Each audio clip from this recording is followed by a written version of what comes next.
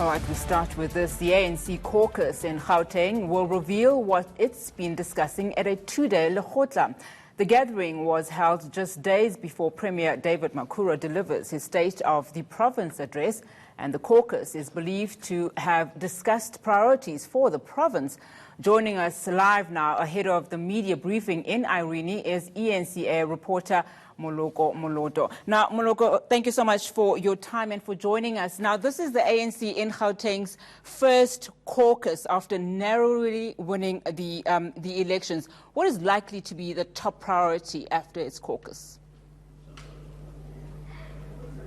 Hello, Unati. Indeed, the African National Congress in Gauteng is well aware that it can no longer be business as usual, given the fact that they only have a majority of one in the Gauteng legislature.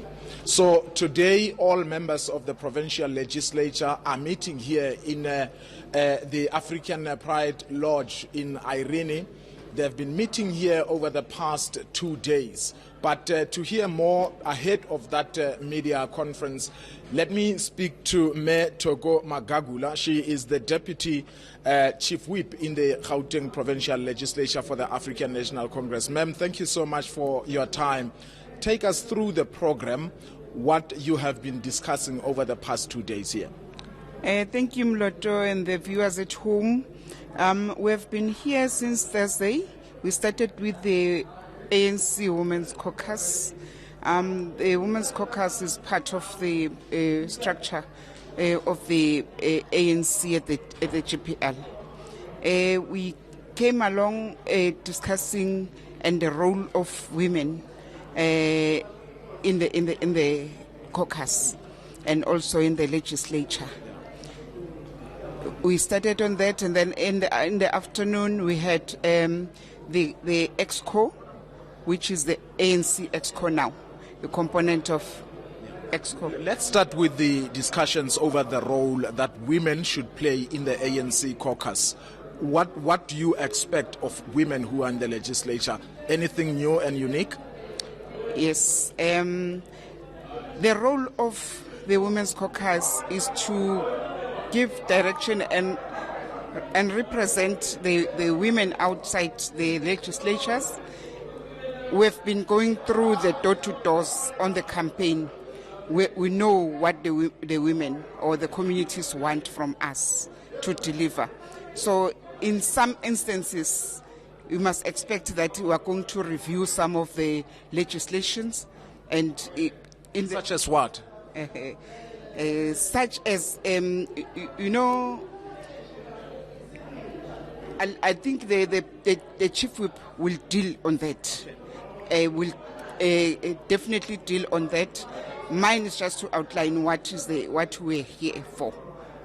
Yes. Yeah, but there's been a criticism leveled at the Premier of Gauteng at the fact that he did not comply with the directive of the ANC NEC to appoint 6 women as MECs.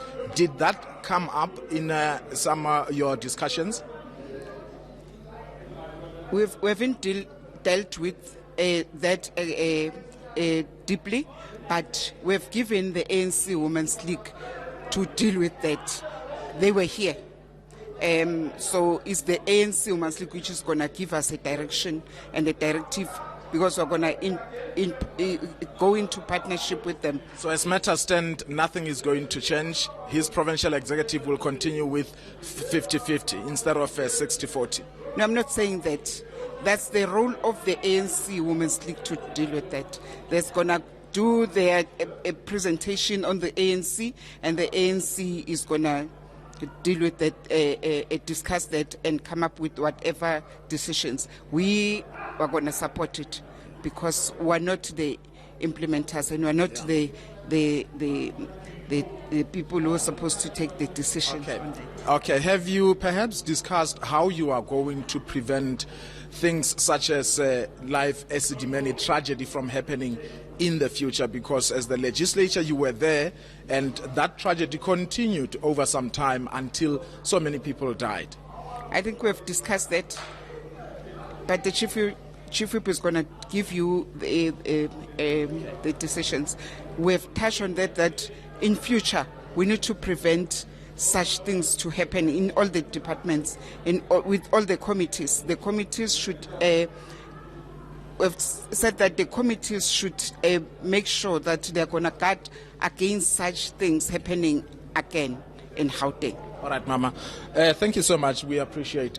Tokoma Gagula, she is the Deputy Chief Whip of the ANC in Gauteng. As I said, Unati, the ANC is aware that they don't have the enough numbers. The opposition will be breathing on their neck going forward, and certainly we are hoping to hear how they are going to be talking about the way forward in terms of the big khoga in this province, the e-tolls. We are aware that it is not within their power as the province to scrap the e-tolls.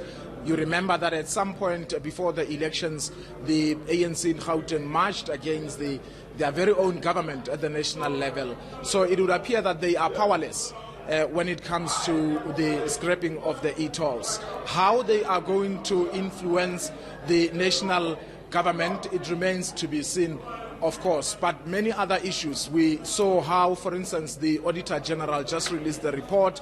Generally, municipalities in Gauteng did very well. They all got unqualified audit opinion, of course, with findings, except the fact that Mfuleni did not manage to submit its own financial statements to the Auditor General for auditing. And in Tshwane, we are aware that the irregular expenditure is extremely high. So we would pose this question to the caucus of the ANC to say, as the governing party, how are they going to make sure that such an irregular expenditure is kept?